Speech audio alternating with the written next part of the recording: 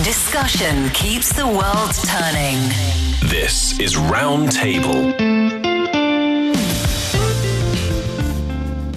This is Roundtable. I'm Niu Honglin, joined by Fei Fei and Yushun.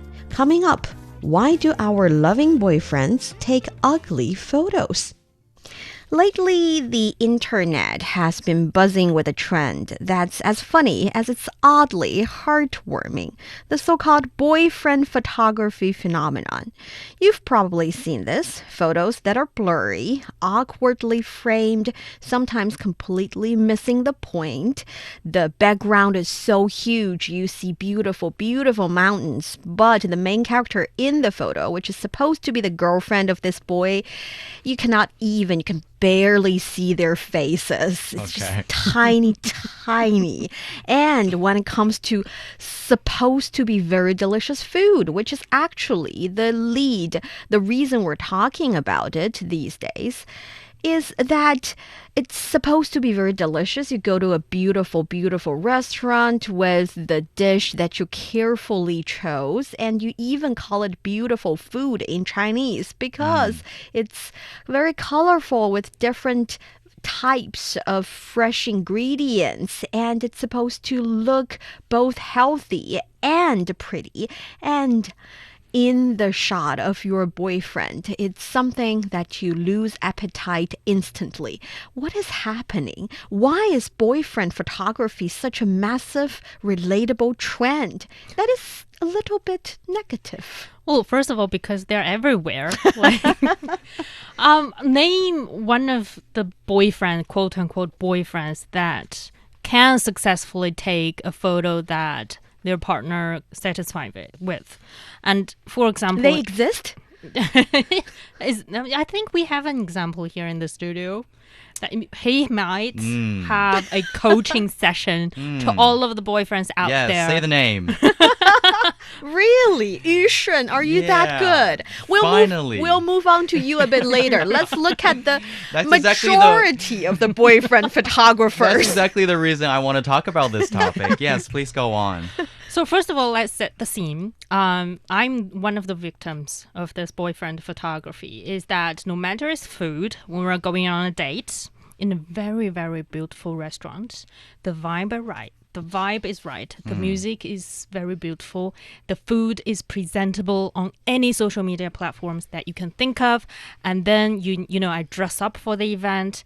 And then when I snap a photo, something is wrong. Either the focus is not on my face, not on the food, or the frame is awkward. Where is it? It's on a little tin with salt in it. I don't know how you can mess it up. I mean, the lighting in the restaurant is perfect. You have the phone with the best of photography functions, but somehow the food they took is just far from the reality that I saw in the restaurant. The contrast between reality and result. Yeah. The picture in your eyes and the picture they took. And another example is that a picture taken by one netizen's boyfriend captured a bowl of very delicious malatang, while the picture as shown by his girlfriend online looks overexposed to a point that the food ingredients in the bowl, no matter what their original colors are, they all look suspiciously white and blurry and maybe sometimes gray. Especially after everything's mixed together. It looks okay, mushy. I understand that. Yeah. It's like a bowl of maybe cement. Yeah, mushy dirt or something, mud. And another example that I often find myself in is that when you are going out traveling and you asked him to take a photo with a beautiful scenery in the background from afar, and they somehow like taking a photo for Finding the Waldo book that you can't find where you are. You're not the only character in the photo. You're with 200 other people. Yeah, and when I checked with him, why do you take photo like this? I'm trying to get the best of the landscape in the background as much as possible, and that's why I have to minimize you into a tiny bit so that we can get the mountain in the background. Or a huge, very, very tall pagoda is more important than you, and you're just tiny, teeny in the photo with the entirety of the pagoda. And that is not the worst scenario. The worst scenario is one of our colleagues, when he takes a photo of his lovely wife and daughter, the wife could look like she's only with a height of 1.4 meters. I don't know how did he find such angle, but another very interesting trend we see among those boy photographers that they can continue to be bad for so many years. No matter what you do, no matter how many times you tell them, no matter whether or not you've been standing at the exact spot, making sure the frame is right, everything is right, and all he needs to do is play the role of a tripod and just, click the button. He still finds a way to fail. It's like magic. So I want to ask, do you think it's in their genes?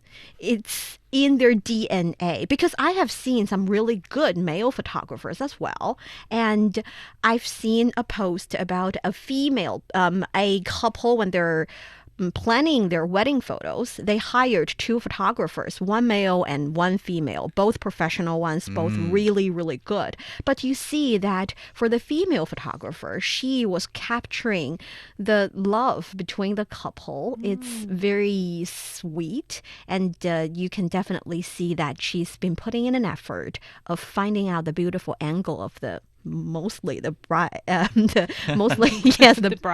bride. But you see the male photographer, it's also very, very beautiful. It's just the couple is smaller, but the vibe is very nice. And it's a different vibe. It's a different vibe. So do you think it's a matter, or it's the difference between aesthetics of male and female? I'm generalizing a little bit, but you know what I mean. I think it makes sense, right? Aesthetic preferences is absolutely one of the points that when people are choosing what is the main object in this photo. So I think, as your example, the male photographer maybe are focusing on the whole design, the whole ratio of the whole photo. The whole photo looks good, and the couples or the main object is at the correct, the golden ratio in the part of the photo, while the female photographer is more focusing on the emotions, the main happiness of the couples, and they are more I think focusing on, or good at capturing the kind of sense and emotion of the main characters in the photo. So I think, of course, there are some different, I think, understanding when people are taking photos. Different understanding of what a good photo is. I think, yeah. And I think I need to say something for a lot of these male photographers. One thing is that it really needs a lot of effort. That is true. That means that you need to, I think, learn a lot of things, the angles that you need to take, the color they need to balance, the light that you need to find. Actually, it is a really important thing that you want when you're taking a picture for your girlfriend. And also the filter, the right filter that you're using. A lot of these things are the things that you need to learn and understand before you press that button. So I think, of course, one thing is that the effort that you put in is the thing that that is showing how much you care. And another is that is that they actually just don't care. No matter it's taking the picture of their girlfriend or the picture that they're eating. It's just, okay, this is a meal that I'm eating. I'm just showing you the food that I'm eating. So I don't really need to make it a perfect Instagrammable picture that you are going to post online. I'm just showing that, okay, I'm eating malatang. I'm eating several vegetables. Okay, so going back to the bad boyfriend photographers, are we saying that when they take bad pictures, they are not creating or capturing this moment, this lovely moment? Do we think bad or failed photo mean a bad memory? Well, not necessarily. But when you are not thinking about the photo taking process, when you are not holding your phone, your experience still as gold as it is. And I think the perspective point is valid is because for a lot of mostly boyfriends out there, when they are taking a photo, they are thinking about documenting this. It's not about... Wow, that's a nice word, documenting it. That's exactly the word popping into the mind. That when a female photographer is trying to take the photo, she's trying to capture that moment of exchange of either eyesights or gestures. She's trying to capture that the relationship the bride or the groom is having. But for example, my husband, he's just trying to documenting, okay, this thing exists. Which is not necessarily a bad thing, because when he puts you in the background, you remember, well, your face might be blurry, but you can see your face anytime Is it when you're alibi looking evidence?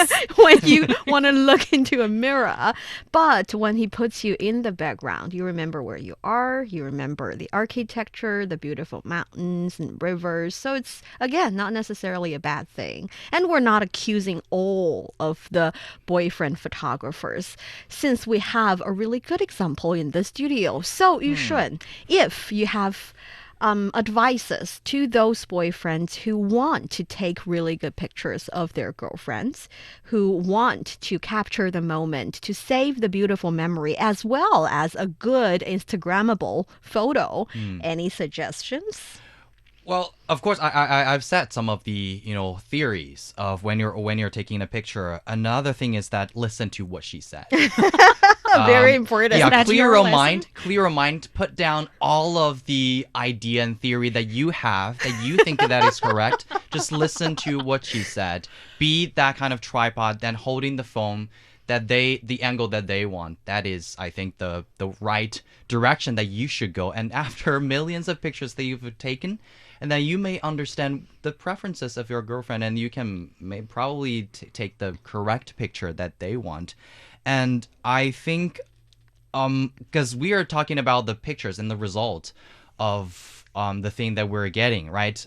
So I think that maybe a little bit of blurry, or maybe the bigger landscape, the smaller people can be Finding the Wordle special can be fun. memory that you two can have. I mean, the perfect picture, of course, it is good, but maybe some story that you can memorize, right? Maybe that's that little blurry thing. It is the talking point that when you're looking at this picture again, maybe 5 years later, you say that, okay, that is the position that I talked to you for a million times, but you took the blurry picture for me, and Anyways. we can have another story Yeah. to talk about. That makes sense, though. Comparing my photos with my husband's photos when we were traveling to the same spot, my photo is more, as we talked about, for example, I'm focusing on the framing of that beautiful flower. But when looking back at photo, for example, 2 years later, I was thinking, Where was that? it? I can't really remember when and why did I take this photo. But for my husband, who is documenting that moment, it shows specifically, explicitly about exactly where, when, and why we take this photo. And then we can Right. start the conversation about, oh, yeah, remember that time we visit that park? That's why I said the special framing can probably capture the emotion, the time, even the temperature, because maybe you were not doing the perfect pose, but it shows that you were just Very having sweaty. that kind of But if you're pissing off your girlfriend too much with your bad photography, you can also hire a professional so that they can document the both of you in that beautiful special location. And that brings us to the end of today's roundtable. I'm Niu Honglin with Yushun and Fei Fei. Thank you so much for listening. We'll see you next time.